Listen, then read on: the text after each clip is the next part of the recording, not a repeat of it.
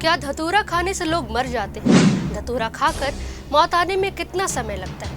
चूहा मारने की दवा से सुसाइड किया जा सकता है या नहीं? फिनाइल पीने से जान चली जाती है या सिर्फ तबीयत खराब होती है? ये कोई कहानी के स्क्रिप्ट नहीं, ये बिहार के एक 18 साल के छात्र की गूगल सर्च हिस्ट्री में दर्ज है, जो पिछले 4 दिनों से रहस्यमय तरीके से लापता है। नमस्कार, आप सभी का स्वागत है राष्ट्रीय जगत विजन न्यूज पर। मैं हूं आपके साथ रागनी वर्मन।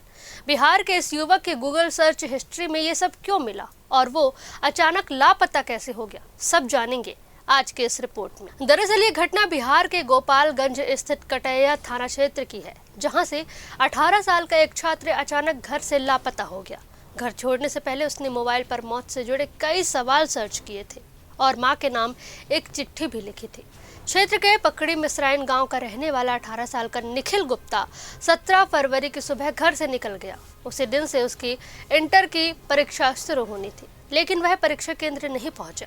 पुलिस जांच में पता चला कि 16 फरवरी की रात उसने गूगल पर मौत से जुड़े 5 से 6 सवाल सर्च किए थे, जैसे कितने घंटे में इंसान मर सकता है, क्या खाकर जल्दी मौत हो सकती है, बिना दर्द के मौत संभव है या नहीं।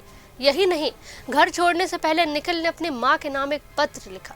प्रिय मम्मी, तुम्हारा बेटा निखिल इस घर को छोड़कर कहीं दूर जा रहा है। मैं सन्यासी जीवन बिताने जा रहा हूँ। मम्मी, मेरे जीवन में बहुत कष्ट है जो मैं तुम्हें बता नहीं सकता। मेरे जाने के बाद तुम्हें और नाना को बहुत दुख होगा, लेकिन तुम्हारे 2 और बच्चे हैं, वे तुम लोगों का ख्याल रखेंगे। मम्मी, मेरी तुमसे विनती है कि मेरी जिंदगी मुझे जी लेने दो। मैं जहाँ भी रहूँगा ठीक रहूँगा। तुम लोग अपना ख्याल रखना।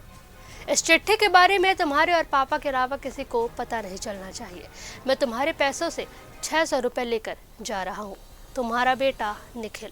मारीता देवी का कहना है कि निखिल पिछले कुछ समय से अध्यात्म की ओर झुकाव रखता था। वह अक्सर संतों के प्रवचन सुना करता था, खासकर प्रेमानंद महाराज के वीडियो देखता था। परिवार का कहना है कि वह पढ़ाई में बहुत अच्छा था। 10वीं में 93 अंक लाने थे और इंटर की परीक्षा की तैयारी कर रहा था। निखिल के पिता बीमार हैं, ऐसे में घर की जिम्मेदारी भी उसी पर थी। अब 4 दिन बीत चुके हैं, लेकिन उसका कोई सुराग नहीं मिला है। इस घटना के बाद रेलवे स्टेशन, बस स्टैंड और आसपास के सीसीटीवी फुटेज खंगाले जा रहे हैं। जानकारी के मुताबिक वह सुबह करीब 4 बजे एक ऑटो से यूपी की तरफ गया था। उत्तर प्रदेश पुलिस से भी संपर्क किया गया। परिवार बेहद परेशान है और अपने बेटे के सकुशल लौटने की उम्मीद कर रहा है।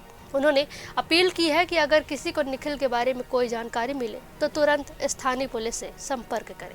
फिलहाल इस खबर में बस इतना ही। देश प्रदेश की तमाम बड़ी खबरों से अपडेटेड रहने के लिए देखते रहिए राष्ट्रीय जगत विजन न्यूज।